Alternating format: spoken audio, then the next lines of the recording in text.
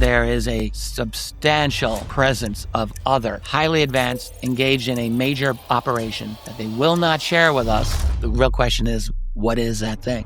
One of the preeminent ufologists of our time, Richard Dolan. We can't handle aliens. Where we can hold several things in our mind at once, what if they can hold hundreds or thousands? This is why, they never communicate. I have studied all of the ancient UFO reports that are available. There is reasonable evidence to show that they have been watching us for a long time. We could very well have been monitored. From 1945, planet Earth experienced over 2,000 nuclear detonations. Every time we would do a detonation, we would have bogeys out there all the time that would always disappear just before the detonation, except on one occasion. One of them apparently didn't get out in time and it came down. What will the consequences be if you tell us everything that you knew? There is still a massive number of the old guard that are like, no freaking way are we going to allow this out. Quick pause, guys. I need to tell you something. It's that time of the year where everyone's on the winter arc hype, where they're building their physique, which they plan to reveal at some point in the summer of 2026. But I hate to be the guy that says it. Most of you are going to end up getting fat. You'll be overeating. You'll be following some sort of a program which isn't actually going to be getting your results. You're going to be improvising on the spot, no doubt. You won't be tracking. There'll be no structure, just random exercises with minimal progress seen on a week-to-week basis. Pretty frustrating, right? Well, that's the whole reason why I built the Thirst app, to help busy people like yourself find a system they can actually stick to over a long period of time. We have thousands of transformations from men and women who just plug into the app and get the exact plan they need for their goals, show up to the gym, and just put in the work, all for less than an hour of their time. I've got a special offer running for you guys right now. For less than the price of a one-to-one PT session, you get access to over hundreds of programs and hundreds of different meal plans, everything which you could possibly need to get yourself in shape. So if you actually want to stick to something and see results without taking things to the absolute extremities, click the link in the bio. Let's get on with the video. What's up, guys, and welcome back to First Things First. We have a special guest today, Richard Dolan. Oh, hi, Michael. Mike. That was the intro. I didn't know it was my turn. Sorry. Everything good with you? Yeah, I'm really happy to be here with you. It's interesting. We've never talked before. And we just had like a 1 minute, 2 minute chat before we went on. And I thought, I'm going to love talking to this guy. Yeah, I think it's going to be a very good conversation. As I mentioned before, these are my favorite things to talk about. There's not many people around me where I can have these types of discussions, and I think more people should be talking about it and looking into this, because I think it's real. There's definitely things going on, yet there's so many of us are just so distracted with our day-to-day lives that we just don't think about it or, put any thought into it. So I've been in this arena of UFOs and conspiracies for a little over 30 years now. And I published my first book 25 years ago. And I'll tell you, it's better now than it used to be. Like 10 plus years ago, it was outside of our little bubble of our community of the UFO people. I mean, you could not get people to listen about this subject. I would tell people, oh yeah, I study UFOs. And after I would have a few minutes to talk with them, I could see that they would become interested. But initially, it was always like, wait, what? That's a little crazy. And it's definitely a little bit easier now, for sure. Mm-hmm. Yeah, I mean, it's very easy not to think about this subject. We all have our lives. We're all busy. And in our normal news cycle, those of us who listen to news, something like UFOs doesn't come up very much. In my world, my research, it would come up every single day. I would learn about sightings every day, and there's always something important going on, but it would just never make it to beyond our little bubble. And that started to change around 2017, of course, when the New York Times, the ultra establishment, the Pravda of our time, decided to publish 2 articles on UFOs December of that year. And that, I think, gave permission to other aspects of mainstream culture to think, oh, all right, well, we can talk about this a little bit. The New York Times says we're allowed to now. And so it has changed, but we're still taking baby steps with this whole subject of UFOs or UAP. For sure. Are you one of those types of people who observed something or sensed something, and that was the thing that made you automatically intrigued and interested in finding out more? Or is there another reason for you getting into this? No, it wasn't. It wasn't that.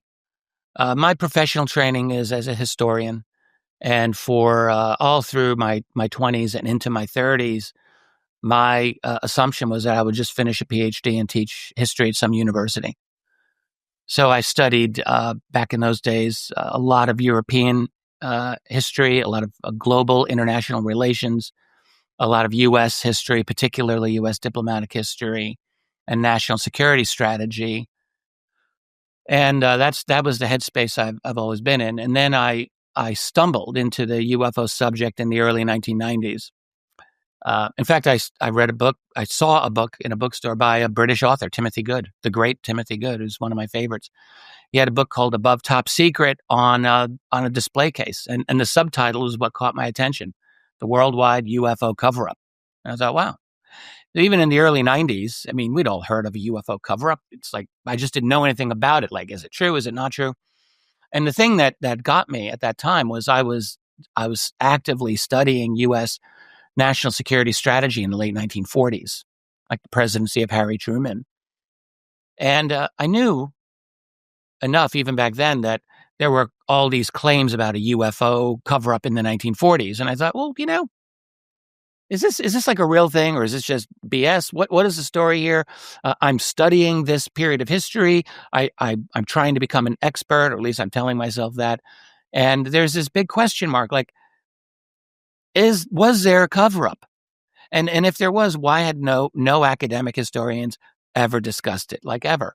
And I thought it was a bit odd. So I remember flipping through Tim's book, and I thought, this is a pretty good book. Like, he had a variety of documents in there. He was talking about UFO government policy of all of these different nations, including the United States, including the UK, including a lot of other places. And I thought, this looks like it's legit. And even if they resolved that UFOs were some kind of conventional thing, why wasn't that why would that not be of historical interest? If you've got 1948, and if you've got generals and admirals and intelligence chiefs actually talking about these flying saucers in the context of national security, I'm thinking, why would that not be interesting? Like, that's fascinating. And so I bought Tim's book. I got online, what was then online, the baby internet, and I just started going down that little rabbit hole, thinking I would do this for a month or two, and I'm going to resolve for myself if this is actually was any kind of a subject of importance to United States national security people. And that's really where I started. I just wanted to kind of resolve this for myself because I didn't want a big question mark hanging over my head in an area that I was interested in. And well, that was all she wrote, because I read Tim's book. I thought it was a great book. And I just kept going down that rabbit hole. And I realized very quickly that there were quite a few reasons to credit the fact that these objects were not secret U.S. technology, were not Soviet Russian technology, were not anyone else's, but were real. And they did not appear to be natural phenomena. And I'm reading declassified documents through many years of FOIA declassification that were saying this. Like, doesn't look like it's ours, sir. Doesn't look like it's theirs, sir. They're over sensitive installations at speeds and altitudes that we can't match. Well, you read enough of those, I started to think there's something going on here. And I just kept going. And so out of that, I wrote my first book, published that in 2000, which was called UFOs and the National Security State. And that was, I will say, it was one of the really first genuine historical narratives of the UFO subject that tried to handle this in a intellectually responsible way. And basically just lay out the story of like what happened, then what happened, then what happened, from a UFO sightings point of view, a political point of view, military point of view, all of that. And that got me off. That got me off to the subject, rather, starting in 2000. and I've done it ever I since. bet you probably got more questions now than you did back then when you started. In many ways, yeah, because when I started, I was really simple. I tried to be very simple about it. I would actually say to myself, I don't really care what I think about this. I only care what the historical figures think about it, and I just want to record that objectively. And I would also say things like, well, I'll write about this UFO cover up, but I don't want to get into any weird stuff. I don't want to talk about abductions, crop circles, the hell with that, or any other weird aspect of the UFO. I wanted to keep UFOs in a nice little rational box, basically. Well, that worked for about about 5 minutes because this subject just does not easily allow for that. But I really tried actually for quite a while. I tried to do all of that, but what I learned is that there is this thing they called high strangeness in the field. That was a term coined a long time ago, and it's legit. Like there are many encounters that people would have, civilians, military, doesn't matter, where it would almost be like they entered the land of Oz, like some strange kind of space-time weirdness would happen to them. And so there was that strangeness. And then, you would hear stories through the years of people saying, well, I heard them speak to me in my mind. And at first you think, well, that's just a crazy person talking. But you would get this enough times, I start to wonder what's actually going on there. And so on and on. Like there's just things about this subject that don't fit into a neat little box. Wish it did, but it doesn't. And so, yeah, I've got way many more questions now, but it's more fun in some ways now because I enjoy speculating. I'll never pretend that I have all of the full answers, but I sure as hell enjoy studying the data and then doing my best to just extrapolate. Like, what do I think it means? I started doing that maybe in the last decade. I thought, I've studied this long enough. I have a good base of knowledge of case history and all the other stuff relating to this subject. So why not, Richard, you just start thinking this out and like, don't be afraid to speculate. There's no crime there. As long as I know I'm speculating, yeah, throw it out there. Let's see if anything sticks to the wall. Well, looking at some of your YouTube videos, you do a good job of speaking very logically and rationally, and not necessarily, taking one side or trying to, I don't know, give evidence for what it is that you want to be true. I feel like you're quite neutral. I would imagine you would like to think that aliens do exist, but you also talk about how, there's two sides to the story. Yeah. I think that's I try to do that. I mean, no one's perfect at it. I'm definitely not. I've got my own biases. I do believe realistically that when I look at the sum total of all of the activity, there's someone here. They're not us. I believe that. I believe that there's an active, highly sophisticated intelligence that is operating in our world, and they've got a lot going on. They're very engaged in what they do. They do not wish to communicate with us on a regular basis. They've got their own thing going on. They are aware that we are aware of them. All of that. Like they see us seeing them. We see them seeing us seeing them. Like all of it happens. We're all doing this little dance and pretending that, none of it's real. But I definitely have theories about that. On the other hand, I try to recognize the limits of what I know. The other thing I try to do is like, I don't always succeed here, but I try not to chase after active headlines in this field. There's always some new thing, some new bombshell coming out, new this, new that. And it reminds me a lot of just like all the other kind of noise we have on the internet right from the beginning. There's always noise. There's always arguments. There's always fights. And I realized even back in the 90s that if I were to get engaged in online fighting with other people, I would never get a single thing done ever. And it's kind of the same with chasing headlines today. I don't want to just chase this headline, that headline, this headline. So I've got my work to do. I've got my books to write. I've got my ideas to develop. And I, and if I end up being wrong about what I think, well, then I don't really care that much, to be honest with you. I'm just out here trying to satisfy my curiosity, but I want to satisfy my curiosity, not someone else's. So I try to be, self-directed in my work to the extent that that's possible. And I enjoy it. Like I feel so lucky that I get to study. I mean, honestly, one of the most fascinating subjects that you could think about, like aliens. Let's be real. It's a very interesting subject. Whether people think aliens on Earth are real or not, it's fascinating. And it's a rabbit hole that's just I've never escaped it now for over 30 years. So I enjoy it. And I don't obsess over whether I'm right or wrong about things too many times. I try to be right, but it's just Well, it's an I guess intellectual wild ride that will I tell. love. Time will tell. Yes, and I may not. I'm sure by the time I'm ready to check out of this mortal coil, I won't have all of my answers yet, but that's okay too. Yeah. When you talk about these beings that are living amongst us, do you think that they have come from another place and they Yeah. arrived at a certain point in time, or do you think that they've always been here, but they've just been hiding or maybe Oh, coming? a little bit of both. Yeah, a little bit of both, I would say. I mean, for a long time, I took the same assumption. Like once I became a believer in this, I adopted some of the conventions that other people just like you hear all the time. Like you commonly hear people say things like, "Oh, they've been here forever. They've always been here."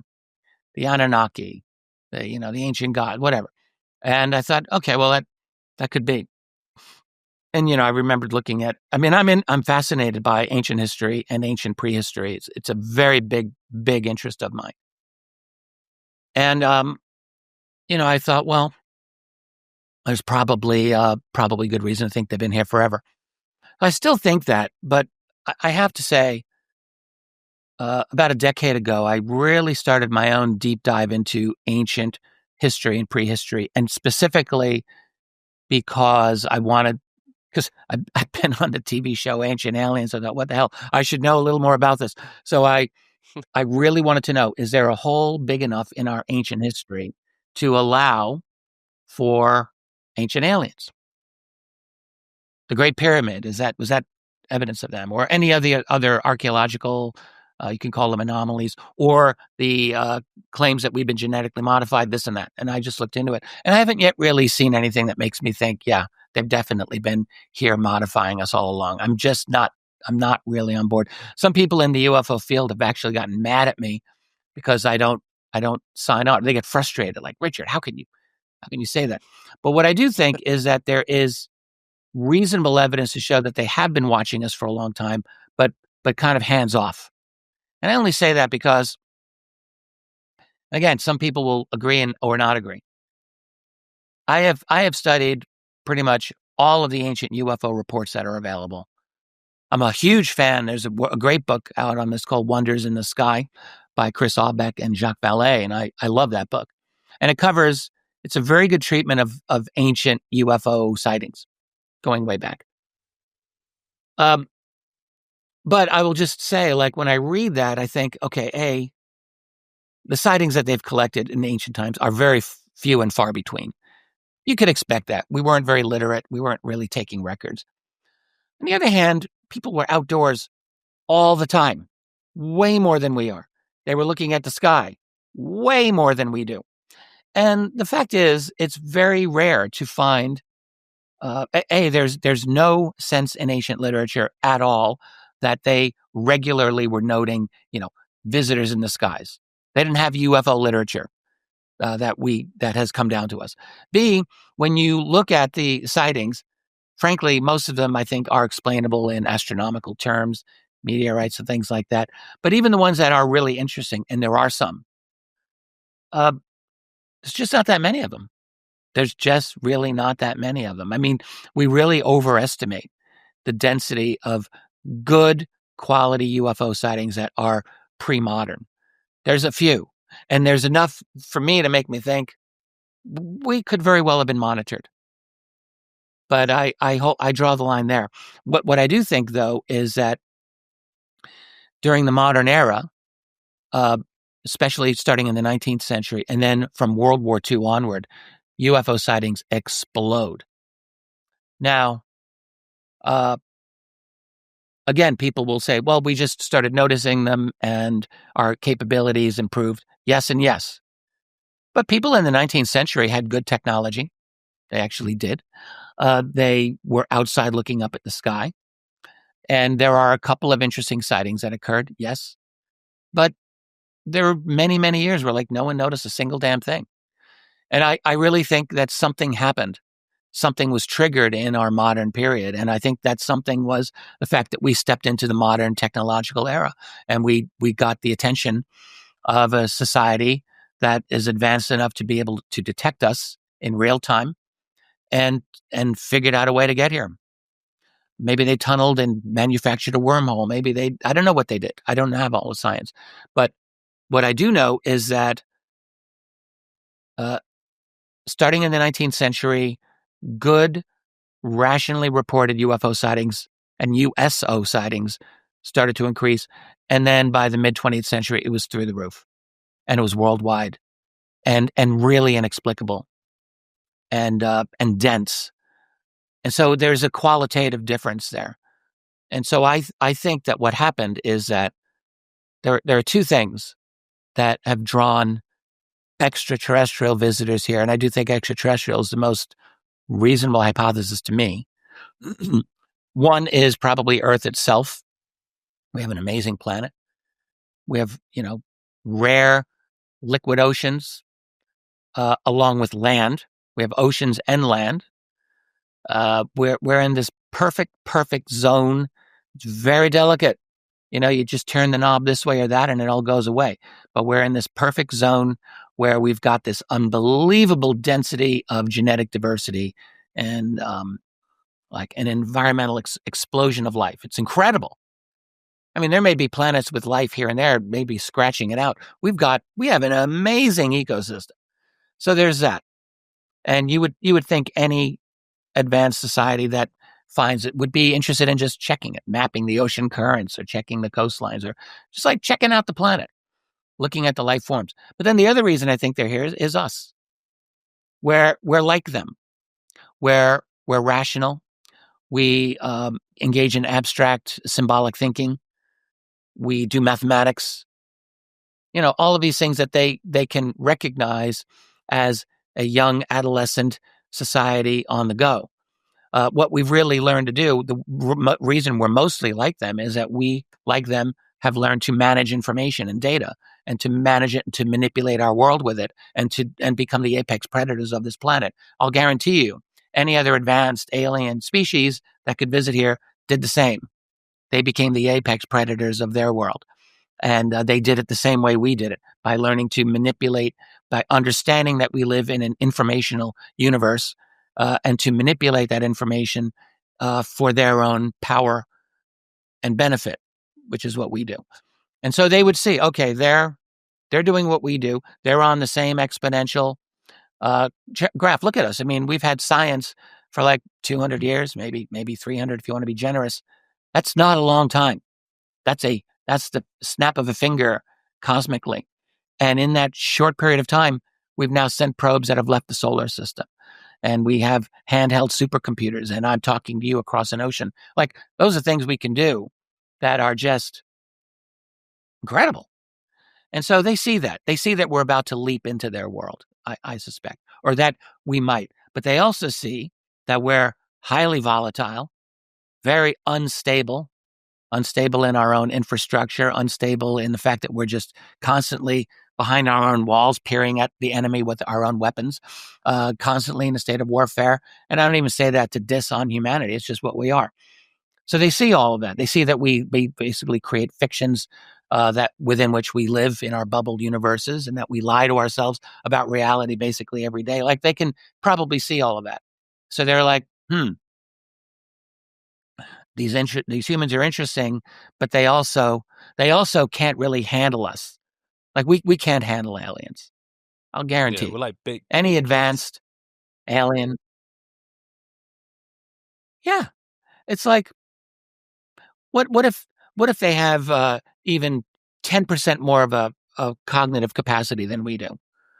Um, I mean, compare us to our early human ancestors of 1 million years ago. Let's go back 1 million years to what we would call Homo erectus. So they're standing up. They have bodies kind of like us, way stronger, but their cognitive capacity was less than ours.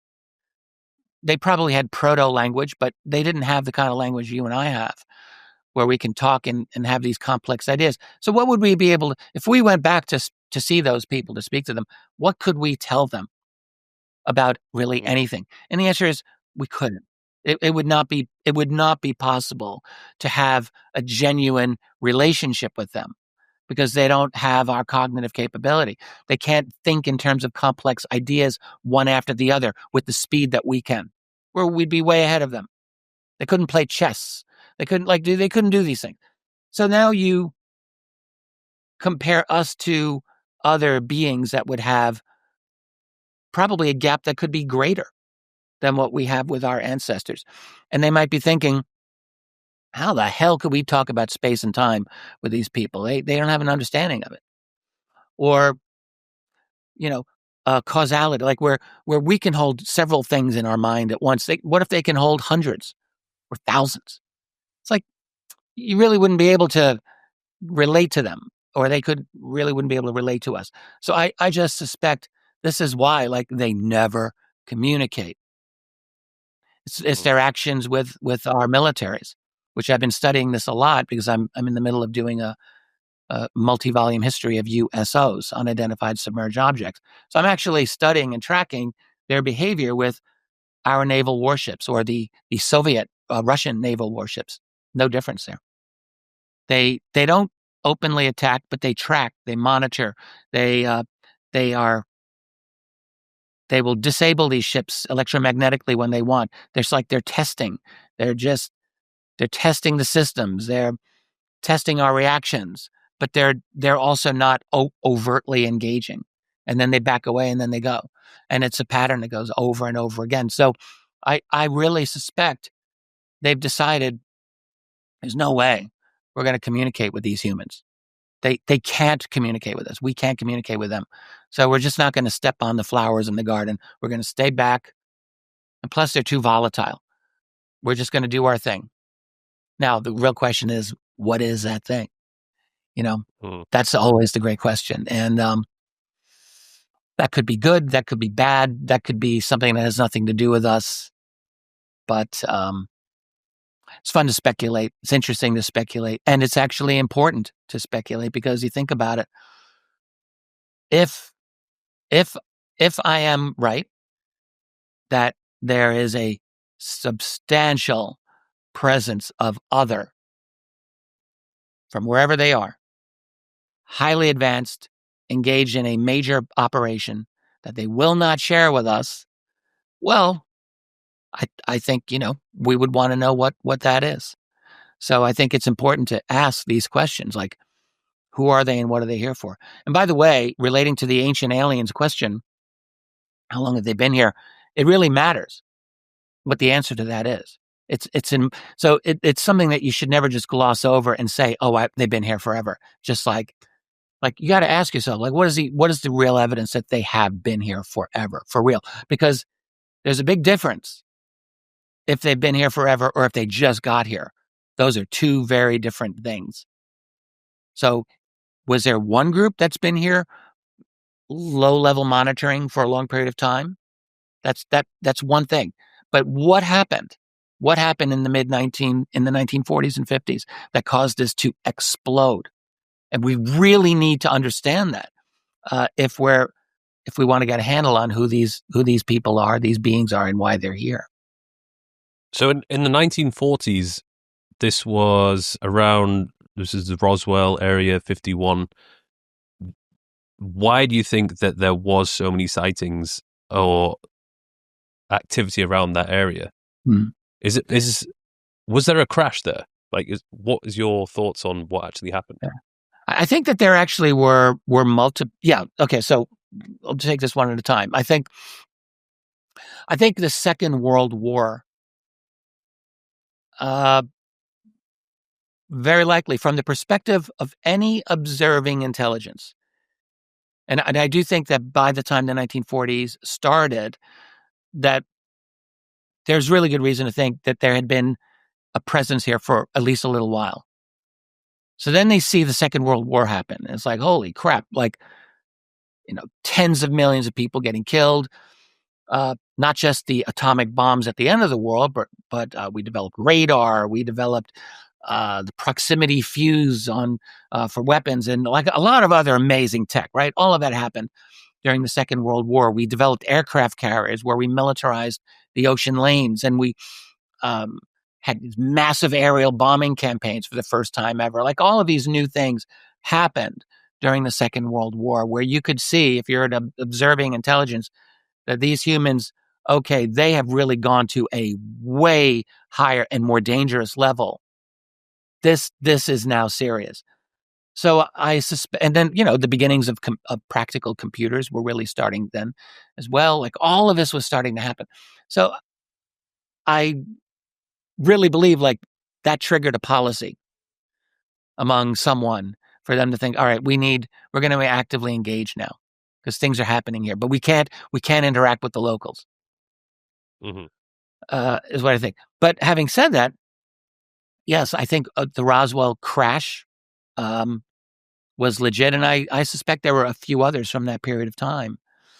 There's actually a number of pretty well, let's say reasonably well-researched crash retrievals of UFOs from the 1940s that I tend to think probably happened.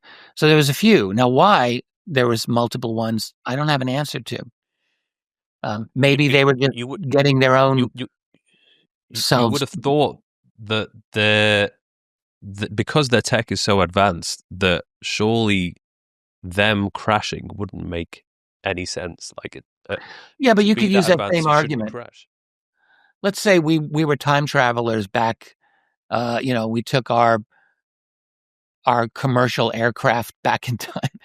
We have aircraft crashes, and that technology is incredibly advanced to ancient people. They could look at our airplane or helicopter tech and say, "Holy crap! You are so good at doing this. Clearly, you have worked out all of your safety features, and you're never going to crash." But we do crash. We have mishaps, despite the fact that we have incredibly advanced technology by the standards of earlier civilizations. So I don't think the analogy should be any different when we look at presumably alien advanced technology. Why wouldn't they? Why wouldn't they have mistakes? Why wouldn't they have mishaps? We tend to think that they're perfect, but maybe they're not perfect. Maybe they're just really, really advanced, and maybe what they're doing is very difficult as well, and it might involve some crashes. So I really don't find that argument all that persuasive, personally. There's another theory that all the bomb testing that we were doing could have scrambled their hardware or whatever. Yeah, I think it's valid that they're using. From 1945 until the end of the 20th century, the planet Earth experienced over 2,000 nuclear detonations. 2,000 and change. It was an unbelievable amount. We were constantly doing this, and there is at least one story that I got directly from a retired Navy guy. From 1962, when the United States was doing a massive number of nuclear detonations at that time in that year. And he said, every time we would do a detonation out there in the Pacific, we would have bogeys out there all the time that would always disappear just before the detonation, except on one occasion, he said to me, which was late October 1962. So around the time of the Cuban Missile Crisis, but this is another part of the world. And he said, one of them apparently didn't get out in time and it came down, and we tried to get it, but we failed. That's a whole interesting story. I think it's true. But this idea about them being interested in nukes, I think is absolutely true. There's a lot of There was even a very good statistical study done on this by a researcher a number of years ago, Donald Johnson, about this. But essentially, that showed a very high correlation between these objects and nuclear power facilities or nuclear weapon facilities, or things like uranium mines that would be related to nuclear technology and things like that. There's a very, very strong level of interest. And yeah, why wouldn't that be the case? I mean, nuclear technology is one of the most advanced things that we have. It's certainly very potent and dangerous and all of that. And you would think they'd be interested in checking that out. What do you think would happen? Again, another hypothetical situation. If, for whatever reason, there was about to be another world war and two countries were about to fire their nuclear missiles, do you think they would intervene and prevent that from happening? Or do you think they would just let nature run its course? I don't know. I mean, for a long time, I thought maybe they would. I don't think so. I think we're on our own. I think we're on our own. Except though, the one thing that they'd have to worry about is not us. They'd have to worry about themselves. They have their own infrastructure here, I think. Like they're here.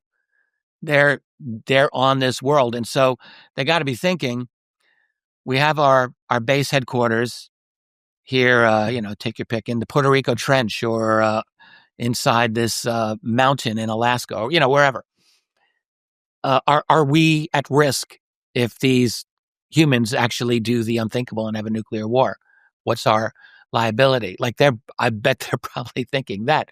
But as far as stopping us, I have just never seen any indication in any like claims of witnesses or more importantly in the behavior of the craft as we can study it with 80 plus years worth of pretty well recorded data now. I just haven't seen any evidence that they are going to be that interactive.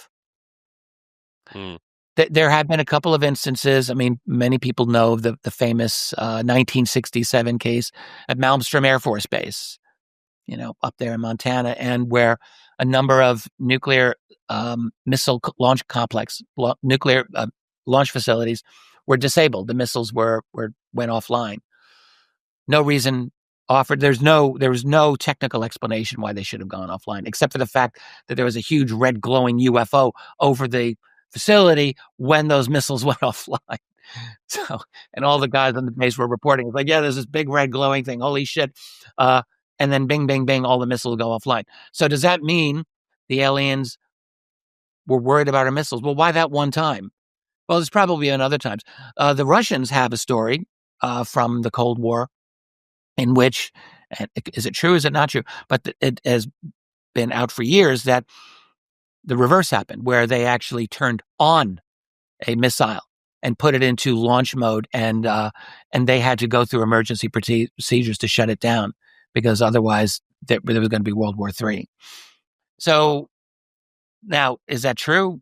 Well, a lot of the Soviet stories are hard to gauge because, A, it was very bad idea for most of the Soviet history to talk about UFOs. You could lose your career or maybe worse. So it was all underground and no one was really recording this openly. But there were means by which Soviet researchers were recording data. When the Cold War ended in the 1990s, a lot of those stories came out to us. And that's one of them. So I think there's an interest in nukes, but are they honestly here to save us? I think it would be very hard to do that. Like, how would you really? I'm sorry, I don't want to keep talking. What were you going to ask? I was going to say, I think they probably just care about themselves more than anything. That would be rational. I mean, they could see that we humans and Earth are perhaps rare enough that we would be worth studying, and maybe on a good day worth preserving. Like Earth definitely would be seen as worth preserving, I would think. And humans too, like like I say, I think we're like them enough that they would think, all right, well, maybe we can work with these people.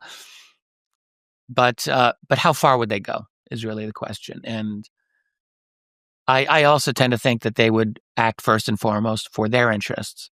Why wouldn't they? And then also to get involved in like one word from them, one official word from an alien civilization would, like we here on this planet, we would absolutely politicize it.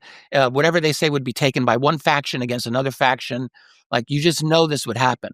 Like we would not be unified in the face of an open alien presence. I think quite the opposite. Remember the old Ronald Reagan used to say more than one time. This is like he used to call it his fantasy. He would say, well, I believe that if we were faced by an outside alien threat, that we humans would join together. He used to say this. And actually, I don't think that would happen. I think that we would probably start arguing like they're good. No, they're evil. They're this, they're that. Like, and all of our political ideologies would probably just get amped up over that. So I think they're looking at this thinking, if we say even a single word to these people, it's just going to make things worse. A, they would never be able to understand us in any meaningful way by our standards. B, it would totally screw with their development. Like whatever we're doing, I mean, you could almost say it's this is where I kind of do like the idea of Star Trek's prime directive. Like there's a certain, I would like to think that if there's any one thing that was ever true about Star Trek, it would be that, because I can't imagine a worse thing to do to a conscious developing civilization than to impose and screw with its development by in some unnatural way like that. Could we imagine doing that to human ancestors of 1 million years ago? Like it would be the worst thing. Like you have to let them develop the way they need to develop. You can't just impose your will over them. It's like a imagine the violation. uncontacted tribes. If we just flew a load of drones over their village and like turned the drones into the shape of a face and did all this other things, we would just confuse them, and then they would probably think, oh well, that's God, when really it's just us messing around with drones. Well, that's the old cargo cult phenomenon, which is a real thing. Like, this happened. I think it was a tribe in South America or no, some other part of the world where we accidentally dropped some cargo on their land and on their property, on their territory, and they started worshiping the aircraft as gods, and they started worshiping like the cargo cult. That's real. We totally screwed with those people. Yeah. Do you think that them reaching out or showing themselves would cause absolute chaos, or do you think that people would turn more to religion and there would be, I don't know, a more positive world? I wonder about this a lot. One thing that I've often thought is like, all right, so let's just say a genuine, honest disclosure, as we all like to talk about, like an acknowledgement by the U.S. government. So that would come now from Donald Trump. So you got half the world that would be like, oh, I don't believe anything he says. The other half would be like, yeah, that's great. Like, but put that aside. So let's just pretend.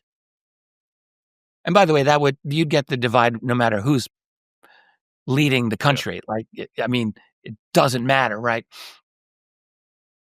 But let's just say that it comes out and they show themselves, like you were saying.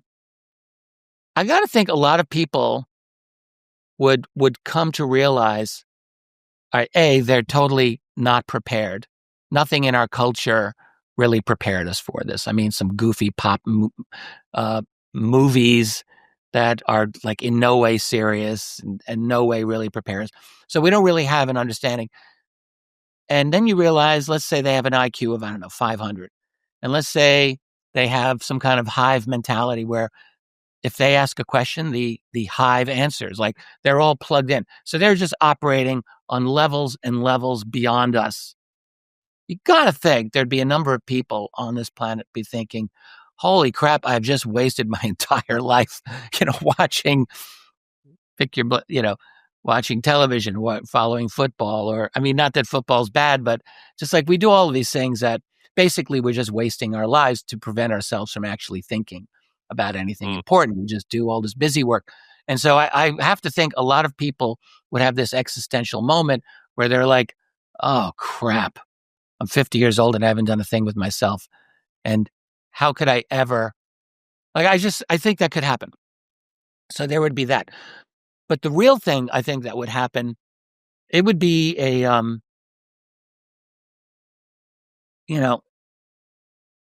I've gone through this so many times, I don't even know where to begin. So I could imagine, I used to imagine that if there was this moment of truth, that people would be thinking, holy crap, it's real. The government's been lying to us for 80 plus years. How have you lied? How have you undermined our media institutions, our political institutions, our educational institutions to ridicule this for all this time when you knew that it was true? Like I used to think that when that came out, we would have this moment where we would then question every single thing that the government tells us. In fact, that was the theme of one of my books, AD After Disclosure, which I co-authored. And this is back in 2010 when we published it. And I was thinking, if we're to come out, it could cause a cascade of all kinds of other questions about the government, like 9/11. I'm one of those people. I believe in a 9/11 conspiracy. I don't mind saying it. JFK or now COVID, like people would think, okay, you lied about this, you lied about UFOs. What have you not lied about? Yeah. But now I don't know if people actually would do that.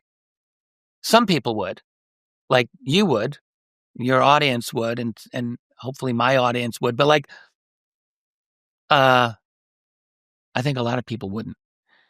So I think a lot of people would just stay very, very much under control of the narrative that is foisted on them.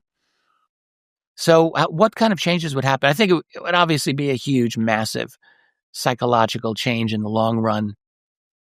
But would it be one that causes us to increase our intellectual freedom and sovereignty, or one that would further enslave it to a technocratic system that is clearly, obviously, coming into play all around us? And I tend to think it the latter. I tend to think that actually we're kind of inexorably moving in toward a kind of postmodern, post-human technocratic system that I actually honestly think, I don't know how much agency we really have in changing what's coming ahead. So could very well be that a disclosure comes with a kind of totalitarian moment. Like that could totally happen. It's weird because I would have originally thought like how frustrating and annoying it is that they're not telling us anything. But then as I've got older, I've thought about, well, maybe the information that they do hold is probably best just kept to themselves for now, because if it were released to the masses, it would actually just cause chaos and people wouldn't know what to do with the information that's given to them. Yeah. It's like, here's the thing. In the last 200 years, we have called ourselves democratic. Like, this is our governing ideology. Everyone in the world. Power to the people. We have elections. We tell ourselves. But in reality, of course, it has always been that the few manage the many. It's never been any different. Not ever.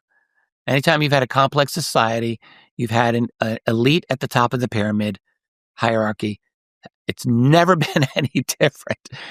So, but now the United States forms, and in a very unique historical social moment where the American colonists actually were very naturally democratic by the very nature of the land that they were on and by the society that they had. It was a unique historical moment that where democracy actually made sense. Democracy in the sense of, broad-based power to the people, so that they could conquer an entire continent. Like that's what America was. So we created this democratic ideology that spread to the rest of the world. Okay, great. And of course, I want to give credit where it's due. The English people had a lot to do with developing that ideology as well. But it's created and it spreads. And now everyone's a Democrat or everyone's a Republican. We believe in power and government of the people. But the reality is, all that's done is it's given us a very, very dishonest society, where we don't really understand ourselves. And what I mean is, we get angry all the time that society isn't as democratic as we want it to be. Because we tell ourselves, well, it should be democratic because we believe in power to the people. Yeah, but the reality is, all that it's done is it's forced the elites to game the system so that they keep getting what they want. If you're one of the people at the very top, you're like, okay, crap, now they've got this democracy. Well, okay, so here's what we'll do. We'll go into the media, we'll brainwash the people through this, we'll program them through that, and we'll get them to believe what we want them to believe, and we'll stage manage the major political party, all of that. And that's what they do. That's the system, because that is how the few must always manage the many. They've got to do it. But what that does is it creates an inherently dishonest system where we lie to ourselves all the time about what we actually are. And so we don't really, I don't know how I got onto this whole thing. Forgive me. There was a reason. But we really don't understand the kind of society we have, which is a technocratic society. And it probably, my instincts are also democratic. Don't get me wrong.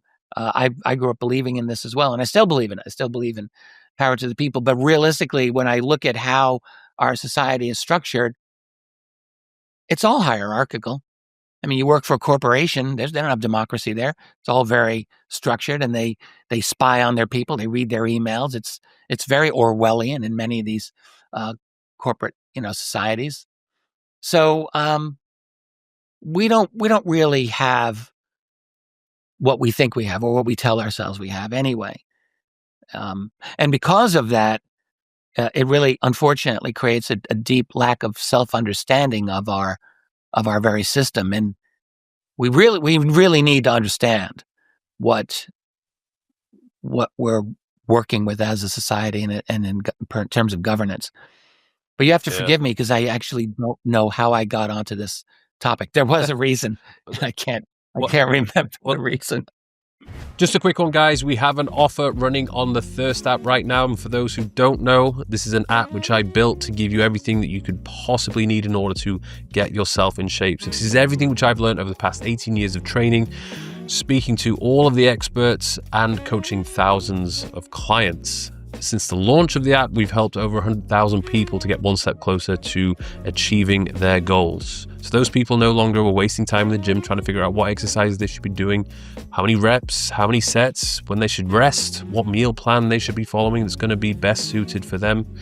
No more of that. For less than the price of one PT session, you can get access to over hundreds of programs to help you build strength, power, and size, along with meal plans to help you build muscle, lose fat, and optimize your health and well-being, whilst also allowing you to have some degree of flexibility in your life.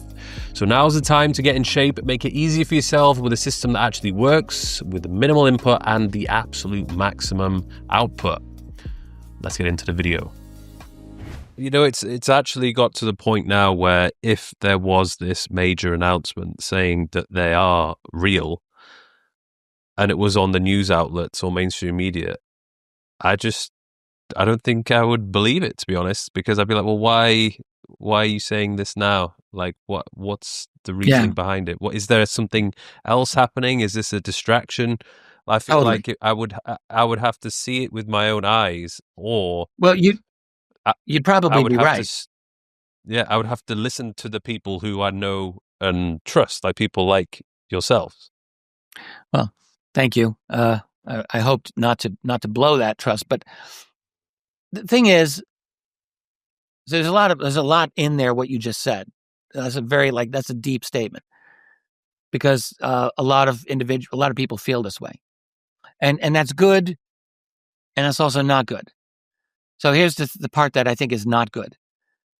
I find very weird. I find surreal.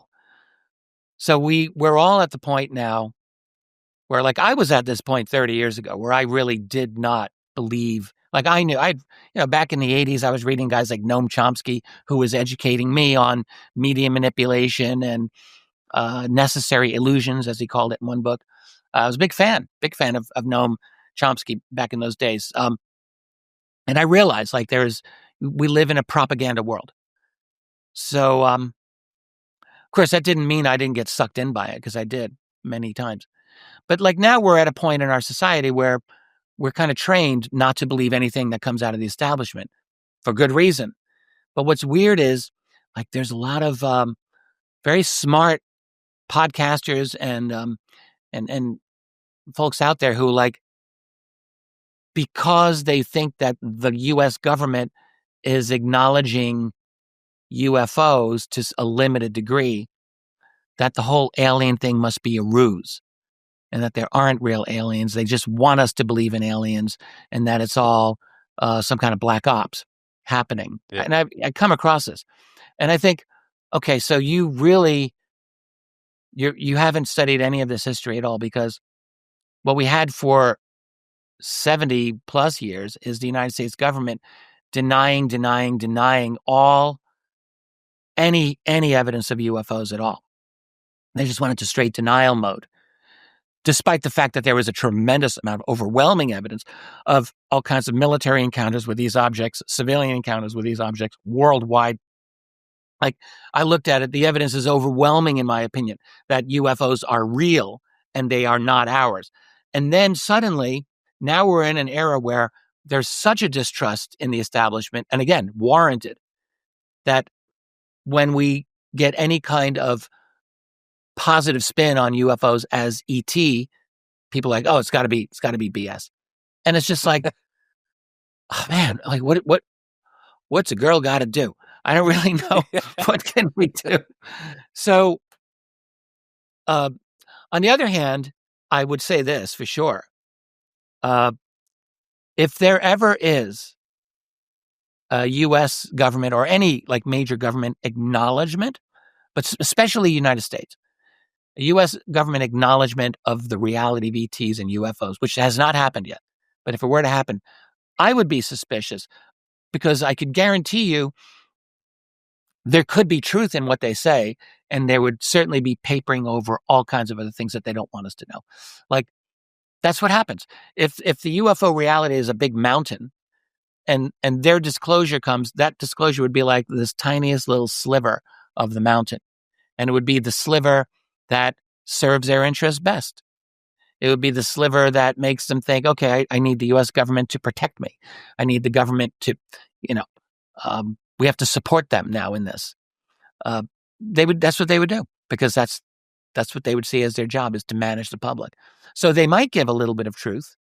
It's not impossible. It's probably likely that they would have to give some truth up, but I guarantee you they would be hiding and deceiving every bit as much, if not more, than what they're revealing. It seems to be quite strange the way that they are revealing it. It's like they're giving us, like, little bits. It's like they're not telling us everything. It's a fight. It's a battle. So there's no unified United States government on this matter. That's the one thing. We have to understand this. This is essential to understand, that the labyrinthian Byzantine bureaucracy that is the United States national security community is riven with factions and distrust and differences of opinion, as it has always been. It was that way back in the 1950s. And we know this. We've got various insider accounts dealing with the UFO flying saucer mystery, as they called it then. And we knew that there were differences of opinion going way, way up the food chain in the military and in the intelligence community. And it's the same now. And so now you have a number of government or quasi-government people: Luis Elizondo, Christopher Mellon, David Grush, now more recently, and many others. So is that the same as government disclosure? And the answer is no, it is not. These are individuals within a faction of that establishment, and they are definitely part of that establishment, but they're a faction in the establishment that, for their reasons, believe in more openness on this subject. That doesn't mean that they all believe in total disclosure, by the way. I suspect they don't, but they believe in some level of openness. Like that's a genuine, legit faction within the national security community. But on the other side of it, there is still a massive number of the old guard, we can call them, that are like, no freaking way are we going to allow this out, because this is way too destabilizing. We are absolutely not letting this happen, and we will use the mainstream media every freaking inch of the way to stop this. So that's what's happening. So there are statements that come out. They're trying to get congressional hearings and Congress to do these things, but Congress has really found itself very limited with what they're able to do as well.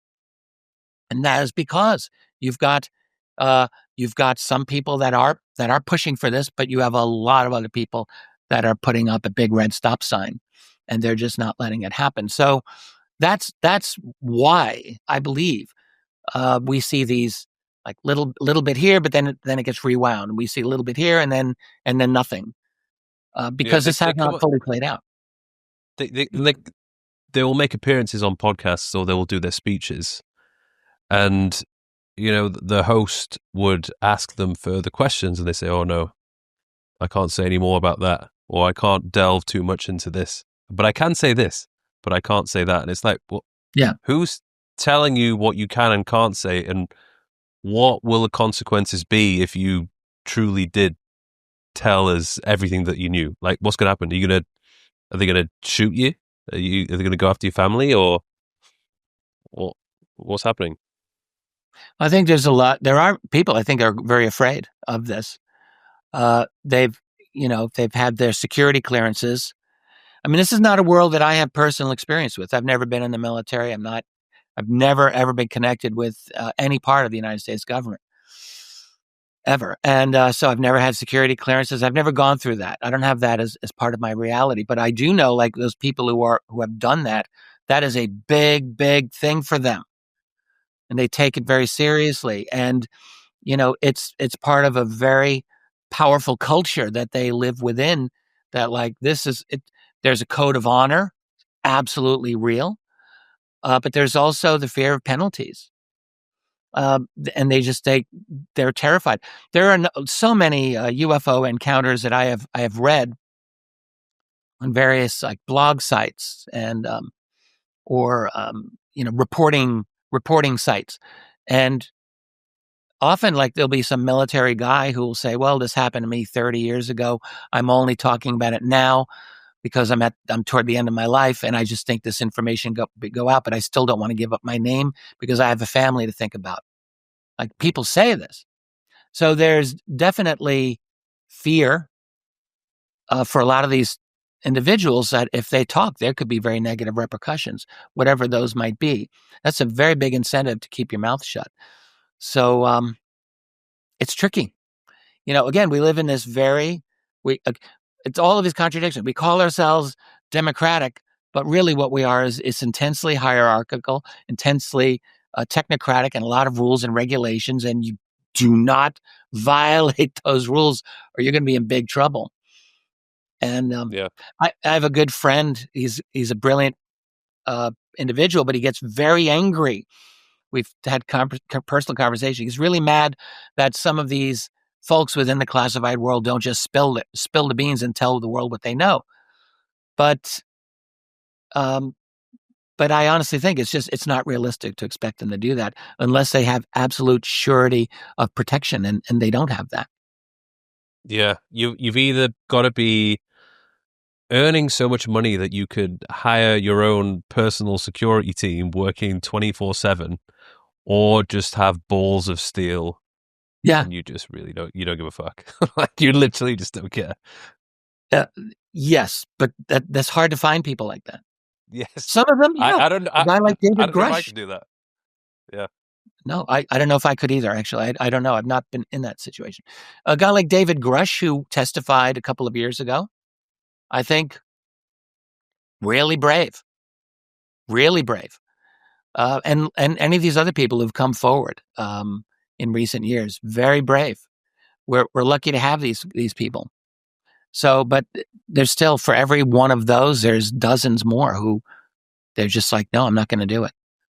Not going to talk about it. It's really tough. Whether or not we're really going to have disclosure. You know, when 2017 happened, when the New York Times published those couple of articles, one was on the Tic Tac UFO encounter back in 2004, which is a great encounter, famous now. Like it really, there were people back then thinking, oh my God, is this disclosure? Shocked me. I mean, I was totally blown away by those articles myself. I wasn't expecting them.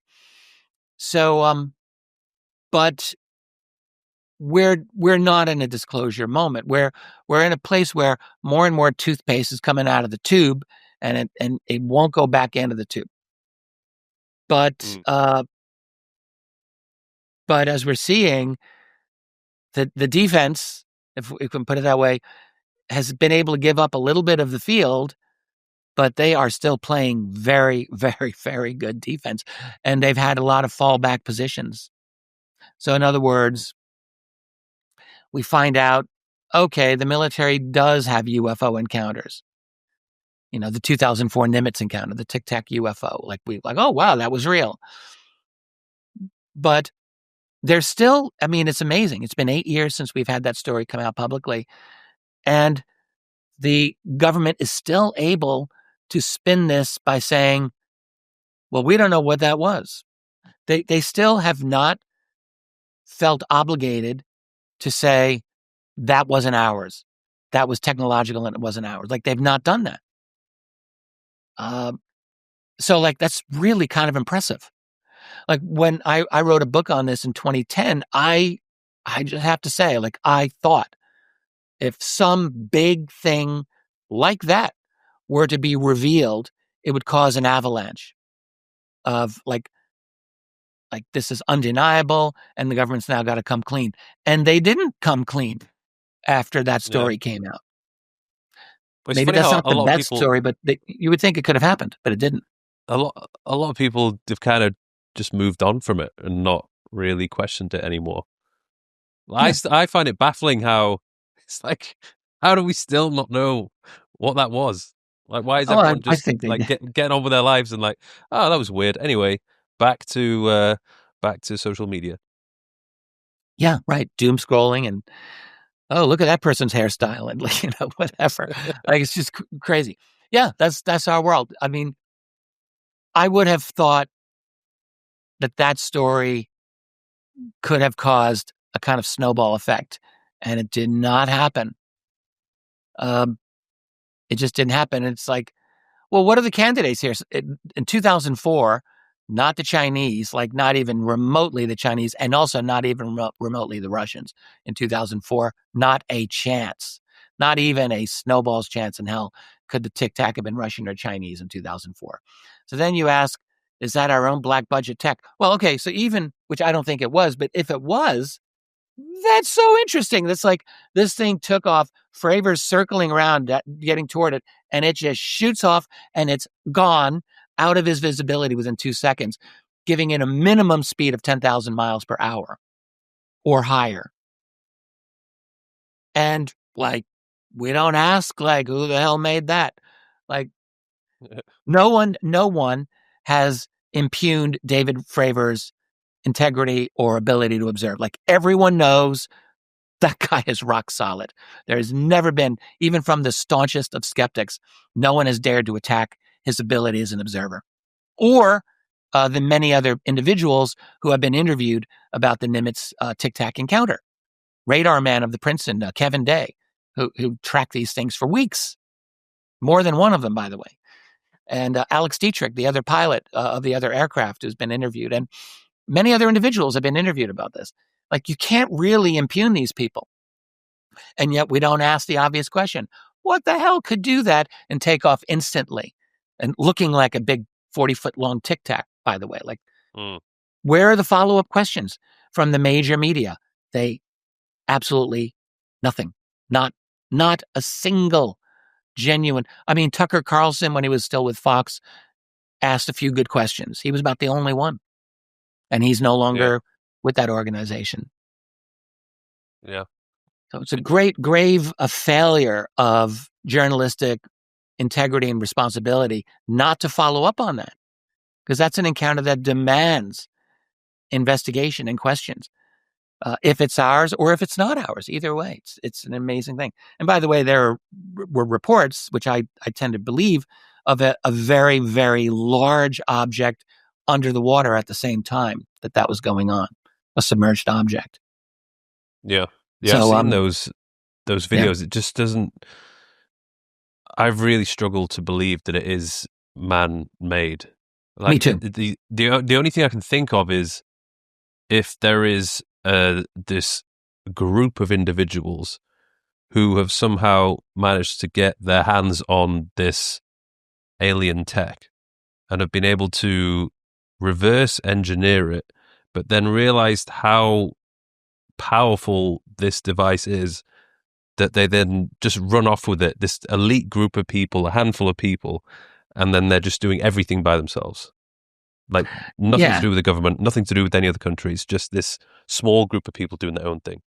Yeah, but then you have to ask, well, when did they start doing that thing? Because there are reports very similar to the Nimitz encounter going back to the 1940s. Easy. And we've got them through declassified documents too, indicating their speeds of like 9,000 plus miles per hour. There's declassified documents from 1948, 49, FBI, but they're reporting military encounters. So they have their own channels, and they were reporting, in the areas around Los Alamos, nuclear technology facilities and the like, of objects traversing at extremely high altitude, extremely high speeds. This is before we had any satellites or ultra high flying aircraft as well, in the vicinity of major sensitive military and nuclear installations, doing things that were literally impossible by any technology at the time, clustered over high value installations. So, and of extraordinary capability, performance, evasive maneuvers. And you don't have to believe me, but you could just read. There's a fairly good amount of declassified literature that speaks to this. Now, you could argue, well, they misinterpreted their data, but it's not like they were incompetent. They had sophisticated measuring instrumentation back in the 1940s to measure the speeds of aerial objects. They were not doing child's play here. They knew what they were doing.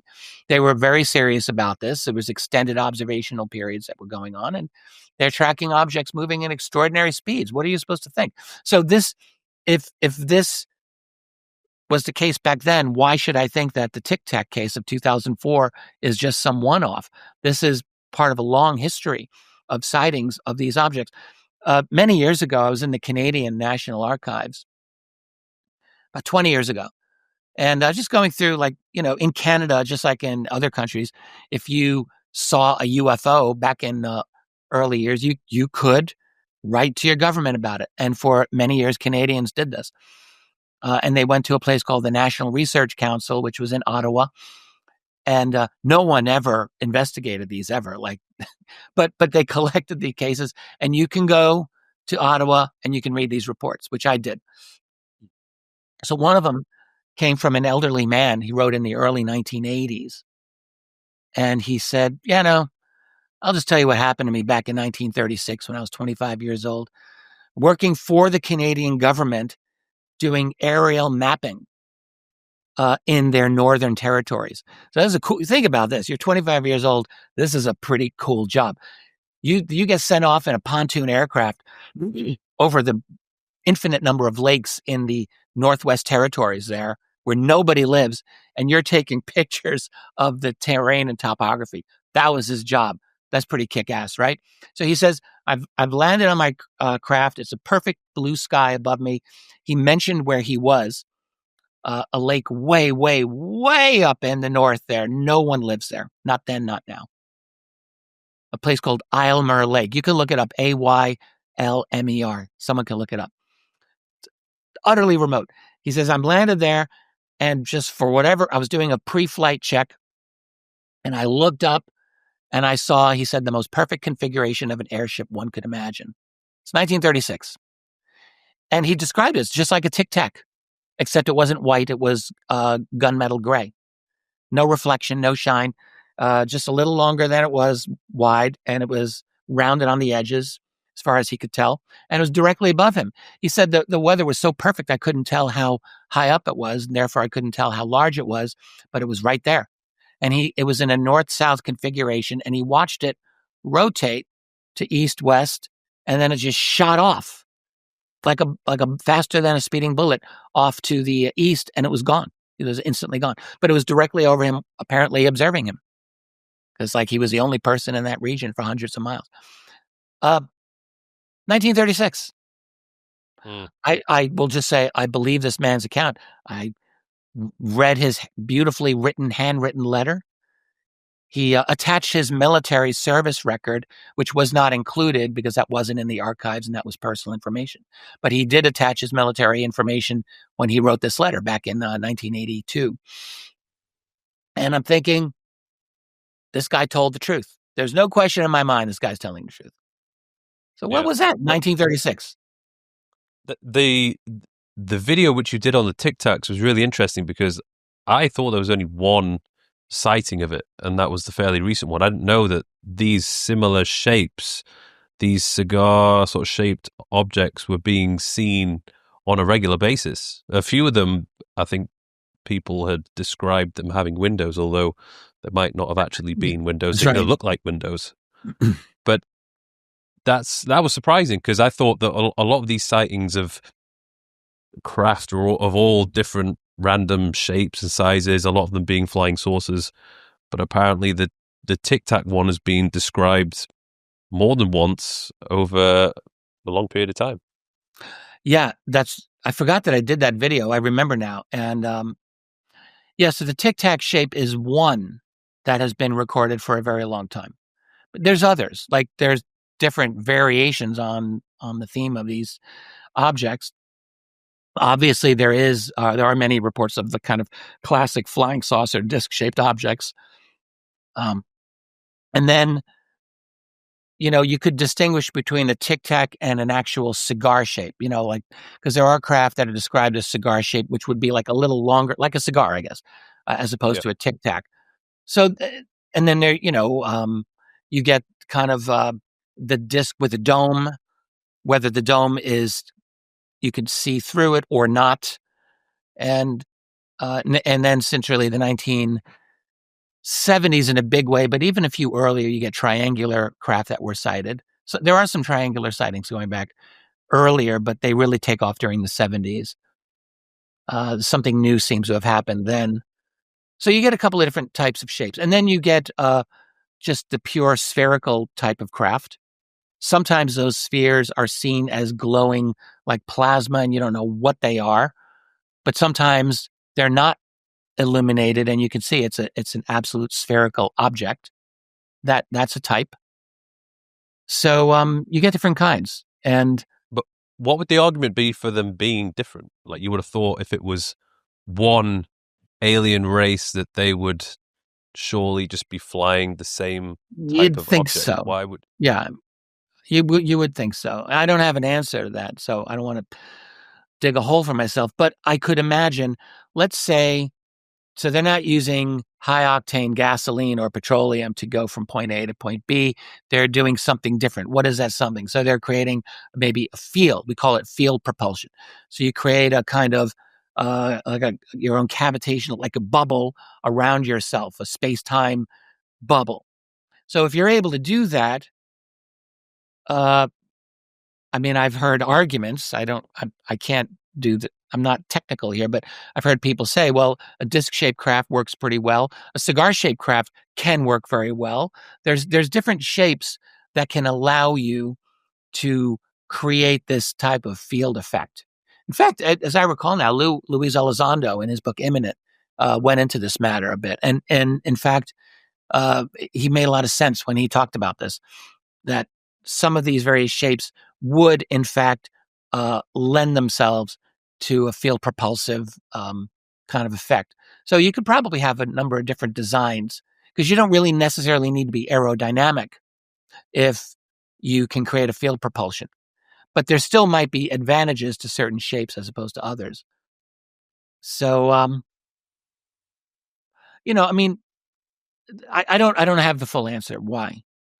It could be that the shapes reflect the operational needs internal to the ship that would make more sense.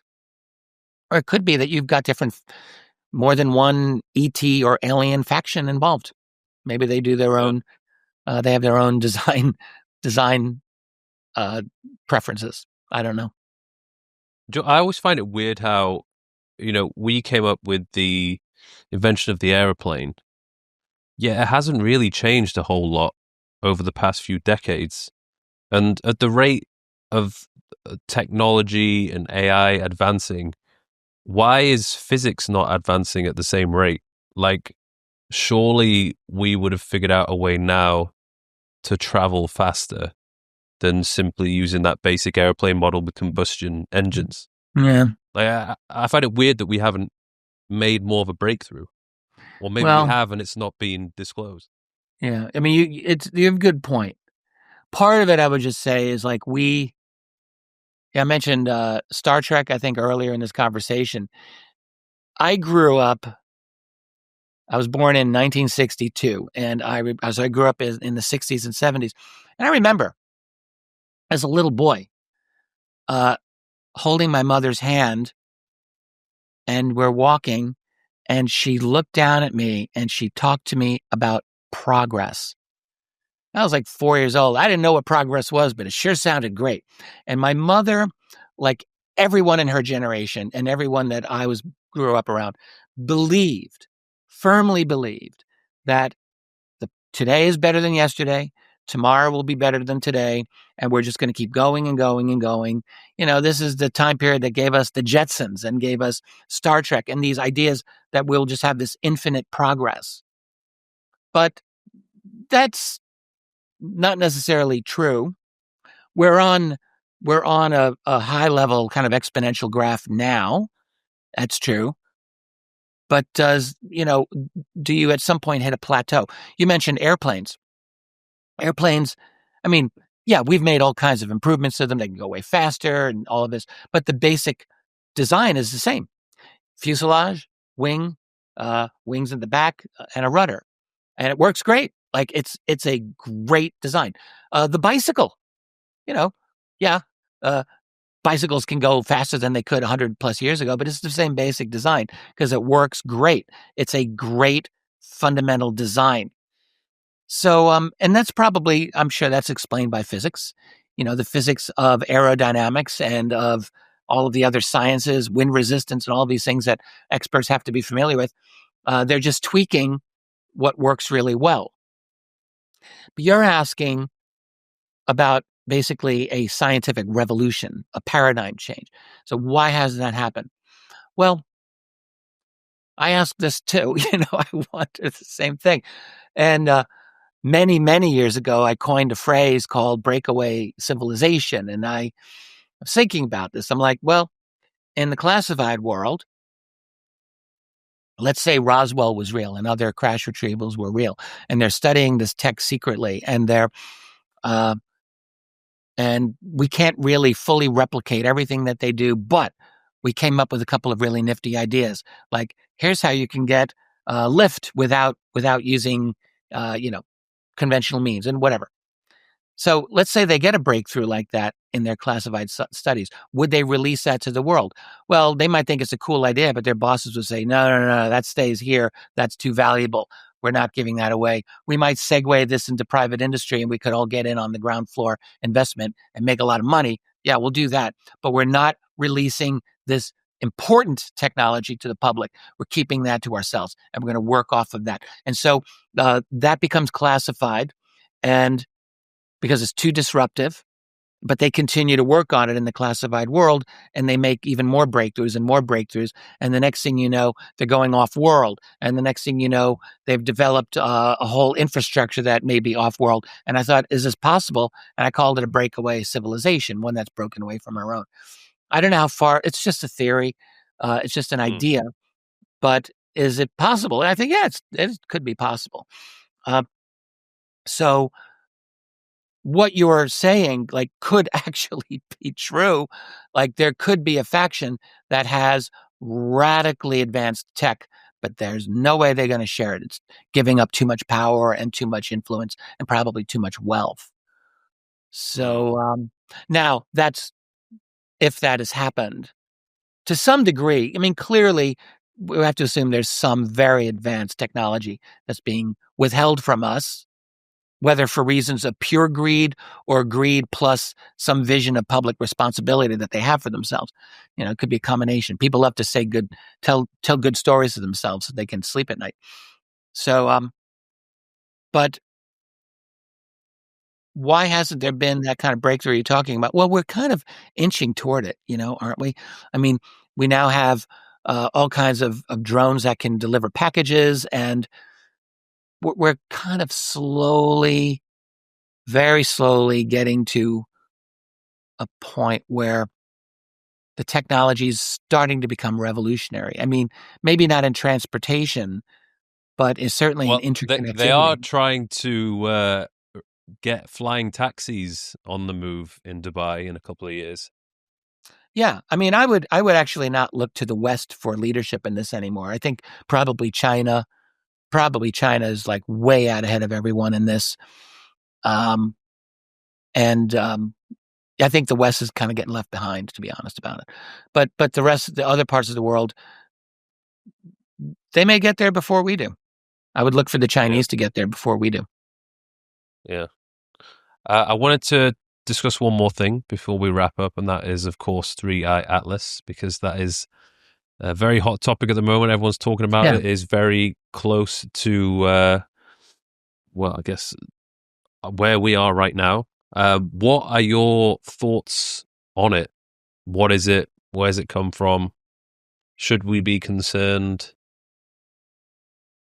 I think we should be interested. I think 3i Atlas.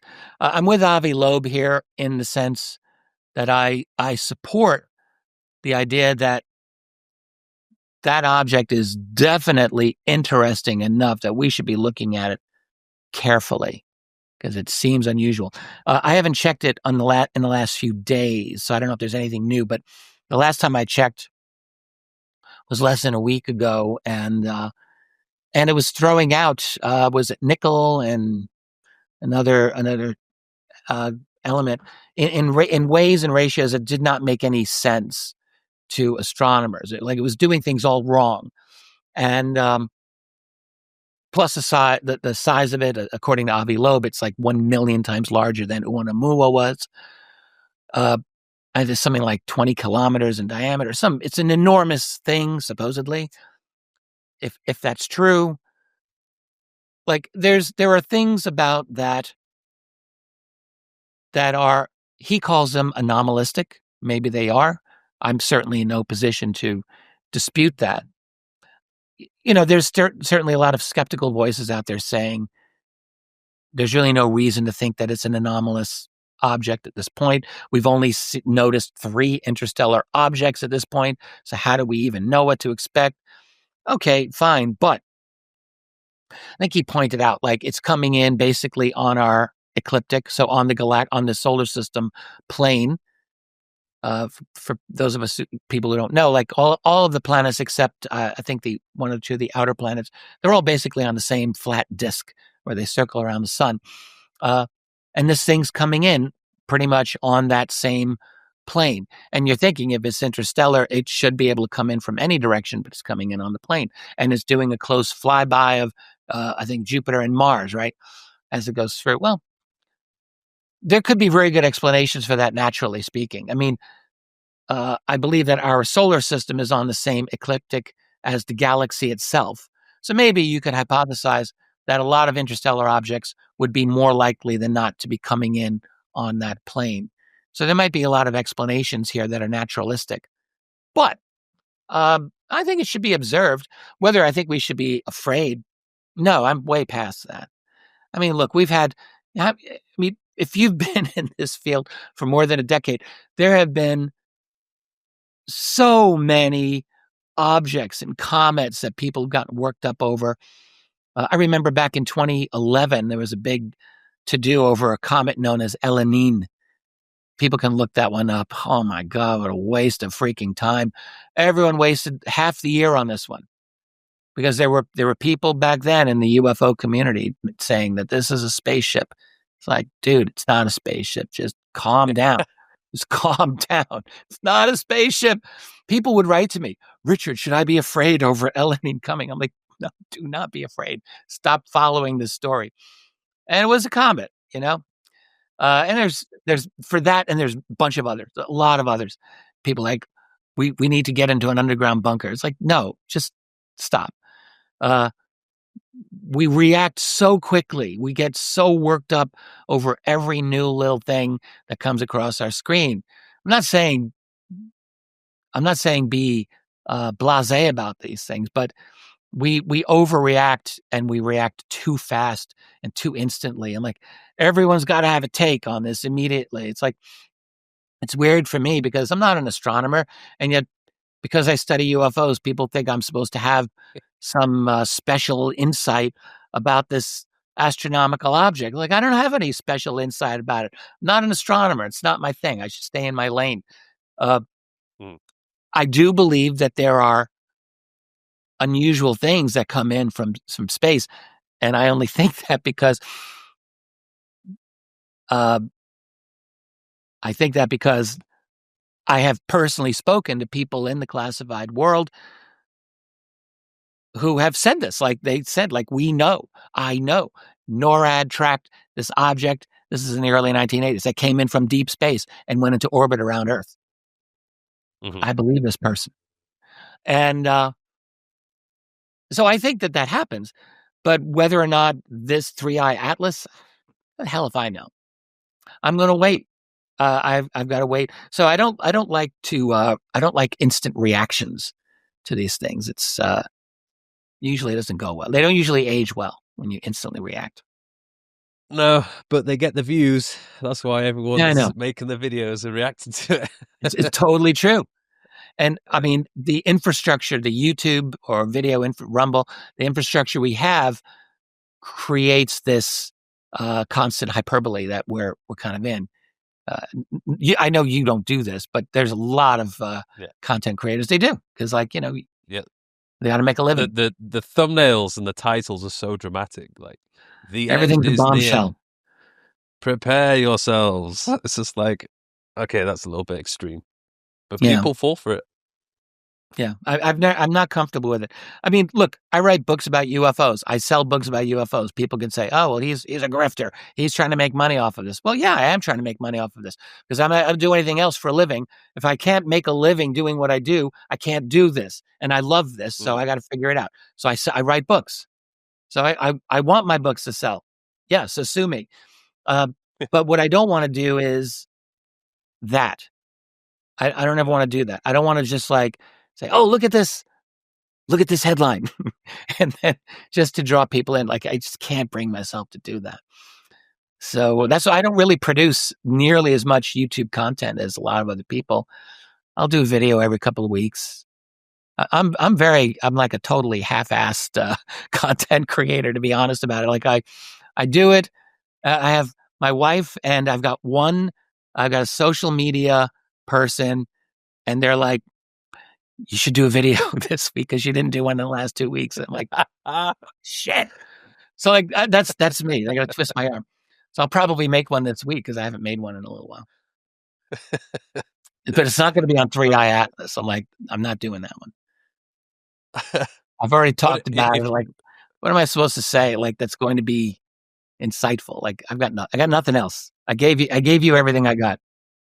I watched a few of those videos because I was curious, and everyone was just saying the same thing. Nobody had any answers, and it was just the same thing over and over again. I was like, okay, it's like more hot air. It's the last thing we need. We don't need that. Yeah. So there's, like, for me, I love history. I love literature. One of my favorite writers of my youth was Ralph Waldo Emerson. He was a great, great American writer of the 19th century. And Emerson, at one point, can't remember where he said this, but he absolutely did. It was like, he said, at some point in life, I decided to get rid of my books. I don't want to read anyone else anymore. I want to focus on my own thought processes. I want to be my own man. I want to have my own ideas, and I don't want to be guided or influenced or dominated by someone else's ideas. And I mean, that's kind of an extreme position, but you can really, like, that always resonated with me. It's like, yeah, if you really want to have your own thoughts, you can't allow yourself to just follow everyone else. You'd be like bouncing off like a ping pong ball off the walls in a wind tunnel. It's like, and you just go in all of these different directions, and you never find your own direction. And for me personally, like I want to follow my own direction. I want to follow the things that are interesting to me. And unfortunately, like, for good luck or bad luck, like, a lot of the things that I'm interested in, they're kind of niche. Not everyone's interested. Sometimes people are. So if someone wants to come along for the ride, I'm like, yes, good. We'll have a great time. For me, there's a few things in this world that absolutely fascinate me. And they go way beyond UFOs. But within the UFO or UAP field, I am utterly fascinated by this subject. I'm fascinated by the history, the sightings history, which is immense and incredible. And unless someone has really spent years studying it, I'm telling you, you cannot appreciate just how incredible and detailed it is. Unbelievable. So that sighting history. I'm interested deeply in the politics of the UFO cover-up, both within the United States and abroad, and internationally. Fascinating. And now I'm interested in all of the weird aspects of this subject, like abductions. Do they happen or not? We don't really hear people talking about abductions in most of the public space with this subject anymore. It used to be really discussed a lot. I think they still go on. I actually think abductions are real. I don't know that they're all real. All of the claims are real, but I think some of them, I believe, are. And that's interesting and important. We want to know about that. And I these days, I really love thinking about them and speculating about them, not from any specific knowledge that I have. I have no recollection of an interaction with an alien, but I'm fascinated by trying to do counterintelligence on them and to try to understand them on the basis of the data that we have. And I actually now believe that there are things that we can infer about them. And I was, discussing some of those with you earlier. I think they don't want to communicate with us. They've got their own plan. They got their own thing to do. They're interested in us because of our trajectory. Yeah, I think those are true. Whether they like us or not, whether they think we're worthy or not, I don't really know what I think. But these are the things that I follow, and I don't like to be taken off of that, because the other things that people are into, like the latest news thing here and there, I just don't find that interesting most of the time. But I do think that there are things that are fascinating. On a day-to-day basis, are you just constantly researching and looking for stories and reports and encounters of what people may have talked about regarding UFOs? Like, Yeah, what does a typical day-to-day look like for you? Yeah. So, well, right now I'm actually in the process. I mentioned a few times I got this USO project, so I'll just say it here. I'm working on a 3-volume history of unidentified submerged objects. So I published the first volume earlier this year. They're each about 400 pages, and it goes through the whole history from the earliest reports that I think are credible right up to the present day. That first volume ends in 1969. The second volume, which is about to be published, covers only 2 decades, the 1970s and 1980s. But oh my dear God, what 2 decades they were. And then the third volume, all the cases are written for that. That takes it to the present. So when I wake up, like I spent all of the last week wrapping up the conclusion of my second volume and just writing it. So I come to my desk right where I'm sitting here, and I work and I write, and frequently I don't interact with anyone. I'm just trying to write this damn thing. And but then Like I have a website and it's a membership based website, and like I got to produce content for that, or like people won't be happy. So I'm thinking, okay, what do I want to talk about there? And so usually a couple of days a week, I'll think of something, I'll write something, or I'll do a video, and then I'm like, oh, I got to do a YouTube video this coming week. What am I going to? So I'll think about these things. Like I'll periodically come back into the the 2025 headspace because I have to be there. But then as soon as I'm done with that, I go back. I go back uh, into writing my books because that's honestly where I'm at my biggest happy place is when I'm writing a book. Mm. I enjoy that more than anything else. Like I just like to sit, work on my shit, think about like how can I make this as beautiful and perfect as I'm able to make it, and then put it out to the world, and like have another little baby out there. That's what I love more than anything else. I enjoy like doing things like this with you. I enjoy very much. Because you know why? Like I'm sure you're well aware of this. How amazingly cool is it? Like for me to be able to sit down with a brilliant interviewer or a highly intelligent interviewer who asks great questions and have a great conversation. Like Yeah. that's a gift. So I enjoy all such opportunities as that. So I that's very worthwhile. Uh, and then like producing the content that I do for video or whatever, like that's worthwhile. I mean, I learn from that. It's not just me telling what I know to the world. It's me researching something, so I'm learning about it, and then I can uh, you know talk about it on camera. All of that's valuable. But my best happy place is when I'm writing a book. I think I enjoy Yeah. that more than anything else.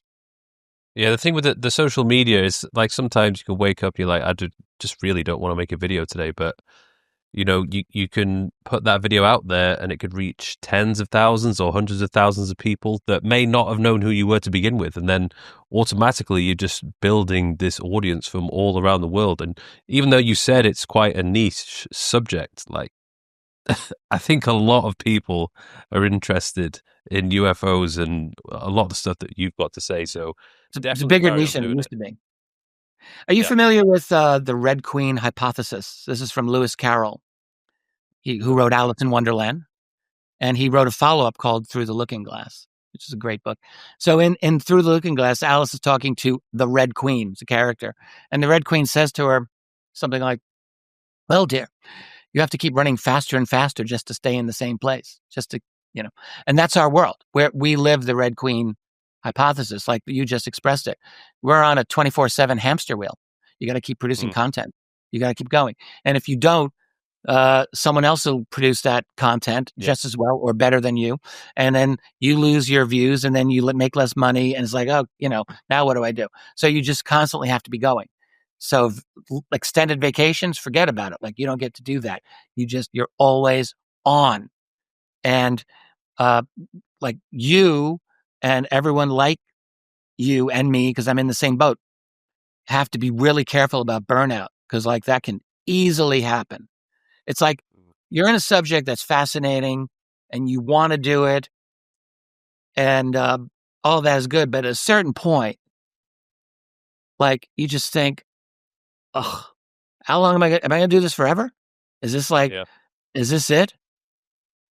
Uh, I'm older than you. So like in my 30s and 40s, I had a tremendous amount of energy. Like I could work till 2:30 in the morning every day. And I had no problem with that. I don't do that anymore. I'm after dinner, I'm done. I don't want to look at work. I don't want to think about work. I'm out. I work in the mornings and afternoons. And anyone who wants me after that got to take a number because I'm not interested. It's very rare that I Yeah. want to work in the evening. So that's a problem because I may not be as productive, but you can't do this like full time all the time. Like it's just it'll kill you.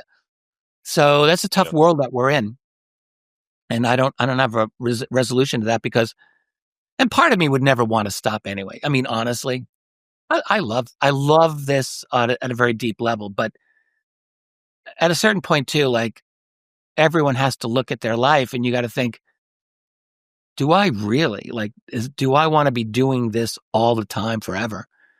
And Yeah. for me, probably not. Like I probably don't want to do this full time forever.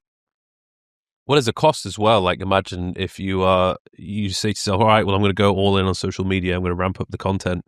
You could do that, but then that probably means, well, I'm not going to be able to put that book out that I want. So what do you want, people? Do you want more videos of me talking about the stuff that's already out there, or do you want me to release this new book, Yeah, which exactly. nobody has talked about? Yeah. Yeah. I mean, I would rather, as long as I can make a living, do my thing. I still want to do the latter. I still want to be able to, like, for me, I would like to produce uh, a certain whatever body of work it is. And I have no pretense that it's like a great body of work. It's just what I do. It's just like the things that I research that I find interesting. I write it first and foremost for myself. I'm the first audience of my books. I do it to satisfy whatever it is I'm trying to work on. I want to make it so that other people enjoy it. I mean, that's important. So I want to make it engaging for them, but I just do this because there's really nothing else that I really would like to do. Like, what could I ever really do with my life other than write books or talk about UFOs? Like, I'm not really good for anything else. Maybe I could be a Walmart greeter in my later years. That's about it. I can't really think of what else would I be good to do. Not a whole lot. So this is the one thing. Like, okay, I can do this. I'll just keep doing this because it's Yeah, interesting and well, I like it. you're definitely doing a good job, that's for sure. Thank you for coming on. It's been an amazing conversation. Where can people find you? Oh man, I've really enjoyed chatting with you, Mike. Honestly, it's been really good. I have a YouTube channel. It's called Richard Dolan Intelligent Disclosure. You can just check it out. And I do produce things there. So like there's something new coming up every now and then. I have a website called richarddolanmembers.com. There's a paywall, but there's a lot of free stuff there. You can just go. There's a lot of things I just put up for free. If you just want to go peruse it. And I'm on X and Instagram, although I don't really do those things. I've got someone who put my things up for me. So I don't want to represent myself and make people think, oh yeah, I write all my Twitter exposes. I don't. I do sometimes. But you could find me out. The books, if someone is going to start with reading one of the books, which is they start off with? Yeah, they're all like little babies that I love. So I wrote 2 volumes of history called UFOs and the National Security State, and those definitely got me known because of the first 2 books I wrote. And I still think the second volume of that study was the hardest book I ever wrote, and the longest book, and maybe the best book. And then I wrote After Disclosure with Bryce Zabel. We co-authored that, and that was the only study really ever done. I'm like, okay, we want to talk about disclosure. How could disclosure happen? And if it were to happen, how would it rock our world? So we kind of explored that back in 2010. And we got, I think, a lot of things very right. A couple of things we did not foresee, but still could happen. That was an interesting study. I wrote UFOs for the 21st Century Mind, which is probably for most people, like if you wanted one book, that would probably be the one I would recommend because it's like a single volume. My attempt at saying like, what is important about UFOs? Why should you read it? Well, why should you study UFOs? Here's why. And I try to write it in an engaging way. And I just updated that book a couple of years ago. So UFOs for the 21st Century Mind might be my vote for the first. But then I wrote a book called The Alien Agendas, which was just me speculating on them. And now the 3-volume USO series, which I'm currently writing. In some ways, honestly, I think the USO series is the most approachable because it's you just open it up and it's like, oh, here's a case, and it goes for like 1 page. Let me read this case. Oh, cool. Mhm.